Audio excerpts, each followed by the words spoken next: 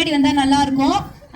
அந்த நதியாங்கிற அந்த பொண்ணை வந்து பார்த்தோம். அந்த பொண்ணை ஃபஸ்ட்டு அவங்க போய் பார்க்கும்போது, பால் பிரதர் அவங்க பார்க்கும்போது வயலில் வேலை செஞ்ச ஒரு பொண்ணு வேலை செஞ்சுருந்தா சாட்டாத்தூரில் இது மாதிரி டியூஷன் எடுக்கணும் போது, நான் கூட 12வது படிச்சிருக்கிறேன், ஆனால் நான் எடுக்க விருப்பமாக தான் எடுக்கிறேன்னு சொன்னாங்க. இவங்க தான் நதியா டீச்சர். சாட்டாத்தூர் நிறைய பேருக்கு தெரியுமா என்னன்னு தெரியல, அதனால தான் நான் வந்து காமிக்க விரும்பினேன். இவங்க இன்னைக்கு அந்த சாட்டாத்தூரில் இவங்க தான் டியூஷன் எடுத்துக்கிட்டு இருக்கிறாங்க, நல்லா எடுக்கிறாங்க.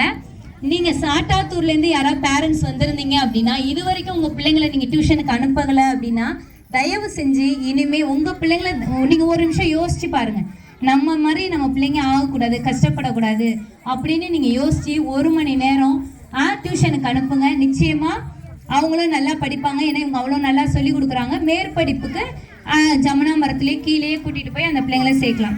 அடுத்து புளியமரத்தூரை பார்த்தீங்கன்னா, நாங்கள் ஒரு தடவை புளியமரத்தூர் கிராமத்துக்கு சும்மா அங்கே ஒரு ஊழியத்துக்காக அப்படி போயிட்டு வரும்போது சரித்தான்னு ஒரு பொண்ணை பார்த்தோம். அது ஒரு பொண்ணு அந்த நைட்டி போட்டு ஒரு குழந்தைய வச்சுக்கிட்டு நின்னாங்க. சரித்தாவங்க எங்களுக்கு தெரியாது, நாங்கள் ஒரு சீதாக்கா தான் ஆக்சுவலாக அங்கே வாங்க போகும்போது அந்த பொண்ணை பார்க்கும்போது பேசும்போது அவங்க சொன்னாங்க, நான் கூட 12வது படிச்சிருக்கேன்க்கா, ஆனால் நான் வந்து இது பண்ணலை, என்னது எக்ஸாம் எழுதலை, ஆனால் எனக்கு ஹஸ்பண்ட் இல்லை, நான் ரொம்ப கஷ்டப்படுறேன், 3 குழந்தைங்களை வச்சுருக்கேன், இன்றைக்கி அம்மா வீட்டில் தான் இருந்து இது மாதிரி கஷ்டப்பட்டுட்டு இருக்கிறேன்னு சொல்லி சொன்னாங்க. எங்களுக்கு ரொம்ப கஷ்டமாக போச்சு.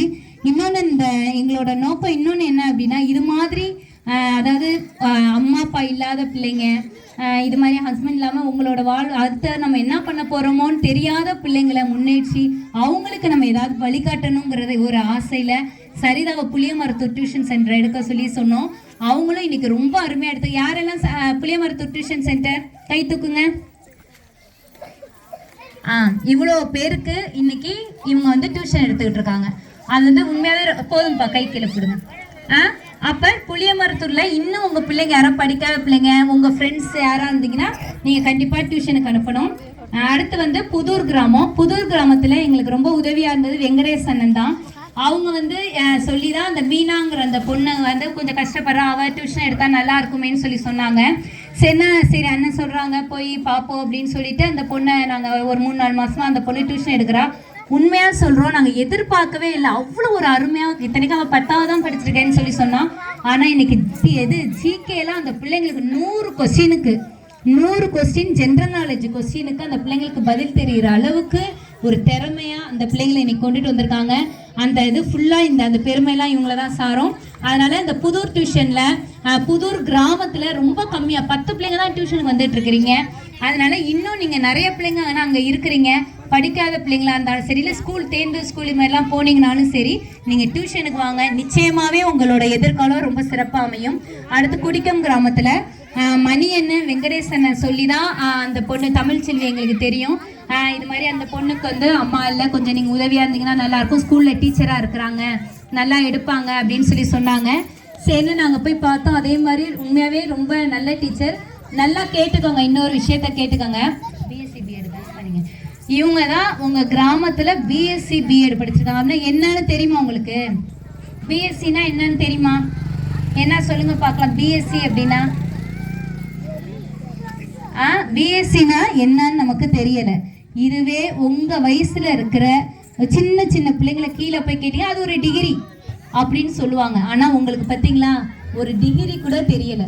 தெரியுதா? நம்ம எந்த அளவு நம்ம இந்த காலத்தில், அதுவும் அந்த காலம் இப்போ வேற.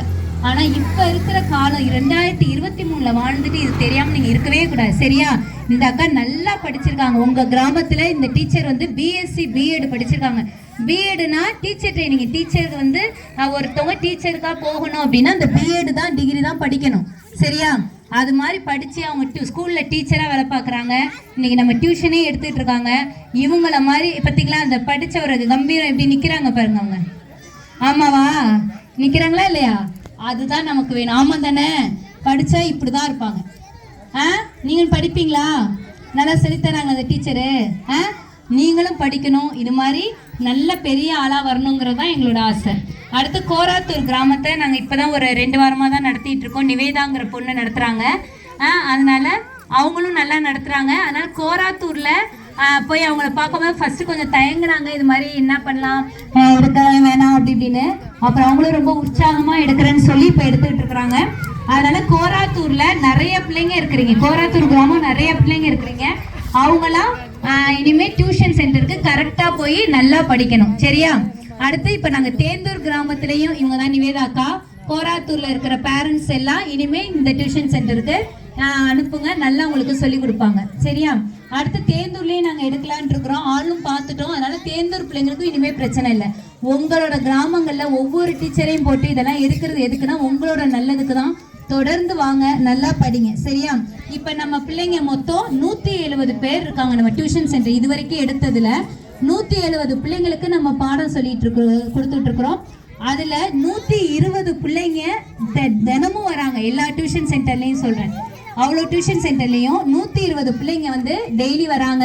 இவங்களுக்கு நம்ம வந்து ஸ்லேட்டு, பென்சில், உங்களுக்கு தெரியல, டியூஷன் போகிற பிள்ளைங்களுக்குலாம் தெரியும் இல்லையா, நோட்டு, பென்சில், பேனா, அப்புறம் ஒரு நாள் விட்டு ஒரு நாள் வந்து இப்போ நம்ம வந்து பிஸ்கட்லாம் கொடுக்க சொல்லிடுவோம். பிள்ளைங்க வந்துட்டு பசியோட திரும்பி போகிறாங்க, கஷ்டமாக இருக்குது அப்படின்னு சொல்லிட்டு அவங்களுக்கு வந்து சாப்பிட்டுட்டு படிச்சுட்டு கொஞ்சம் சாப்பிட்டுட்டு போகட்டும் அப்படின்னு சொல்லிட்டு அவங்களுக்கு நாங்கள் அந்த மாதிரியான உதவிகள்லாம் இந்த படிப்புக்கு செஞ்சுட்டு இருக்கிறோம்.